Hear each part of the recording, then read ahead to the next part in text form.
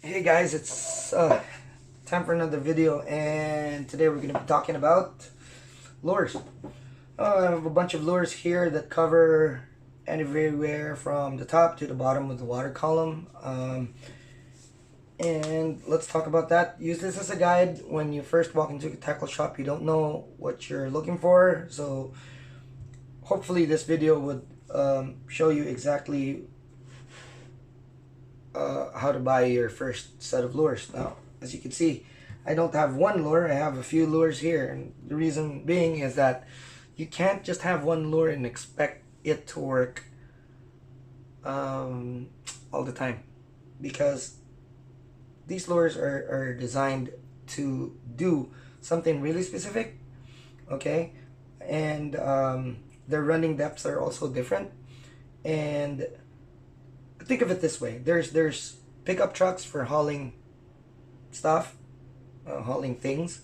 There's sports cars for racing, and then there's big giant trucks to do the very heavy lifting. Okay, and lures are exactly like that. So let's start from the top, like literally from the top. Okay, so these guys are Topwaters. It's a good idea to have one or two of these in your tackle box. These are this one's a popper. It's actually called a pencil popper, a different category, but it's a topwater, really good bait. This one's a surface walker. It's made to be used in a retrieve called the walk the dog. There's a lot of videos online about that. It's a whole different thing. But the thing is, with these, you use them when there's a huge boil in the surface of the water. Toss one of these out, reel them in as fast as you could, and what happens is that it skips on top, and this just makes the fish go crazy. They go nuts. You cast out, reel in as fast as you could, and before you know it, one's gonna have one of these in their mouth. Okay, so there's specific ways to use this. Walk the dog being one of them. Popping them. You know, you can work them fast, you can work them slow, but the most exciting thing for topwaters is when you see a boil, cast out as far as you could. Or a boil is a feeding frenzy. So when the fish are feeding, they're all up on the surface. You'll see birds diving down, trying to get the bait fish, and underneath, there's also some big fish trying to eat the same bait. So yeah, I mean that's probably the easiest instance and the most use for the topwater. So you just cast them out, reel them in as fast as you could. It's better to not cast in the boil itself, but on the sides. That's usually where the big ones are lurking anyway. And you generally catch more fish if you're casting on the side, because remember, if they're you know, there's a big school, the fish actually pick out the individual ones, so that's what you're trying to mimic.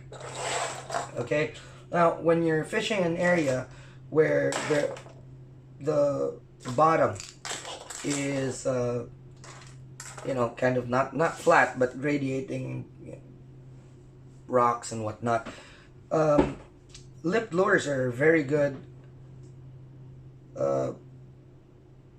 search bait. Okay, so I mostly use lip lures for searching for fish, and there's a lot of different types. Okay, this one's really heavy.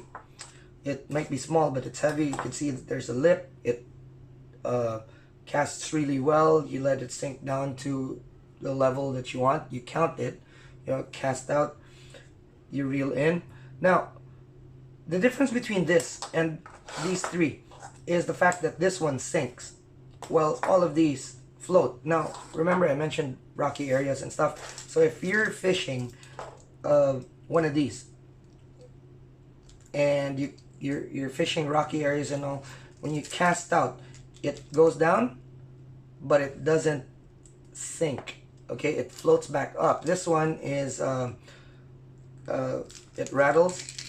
So when it swims, it makes that sound. Fish hear the rattle, they'll also come. And when you stop, it floats back up.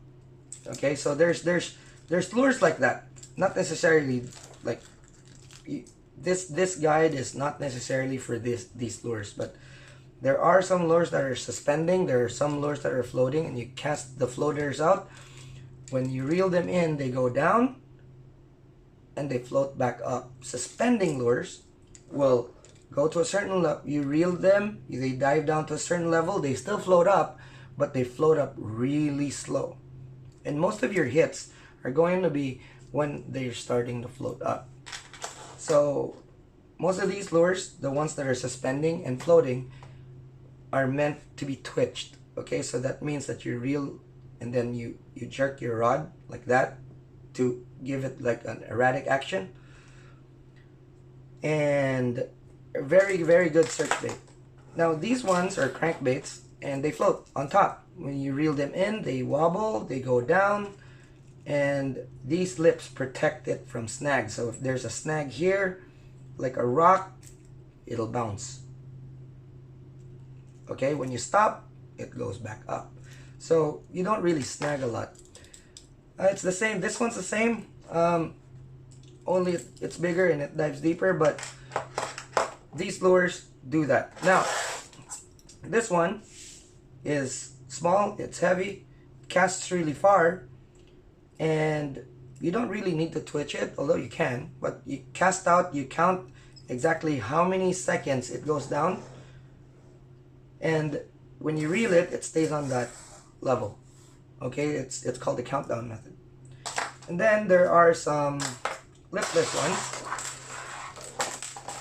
and these sink really slow. They're not suspending, but they sink really slow. So you cast them out, you can see they're almost like the Topwaters there. You cast them out, let it sink real slow, let it sink for like 1 or 2 seconds, and that's when you work them. They're subsurface lures and good for shallower areas. And yeah, I mean, they work almost like a topwater, but they're subsurface. Okay, so it comes in different sizes and actions as well. And what they're good for is when the fish are feeding on top but they're not biting on top, you use one of these. And the thing with this is that when you cast them out, they actually have a fluttering action on the way down, and as you can see, it throws a lot of light. And when they're really pressured, like take for example, you got to the spot late and your friends are already there, they're pounding the fish, and then the fish the bite has slowed down.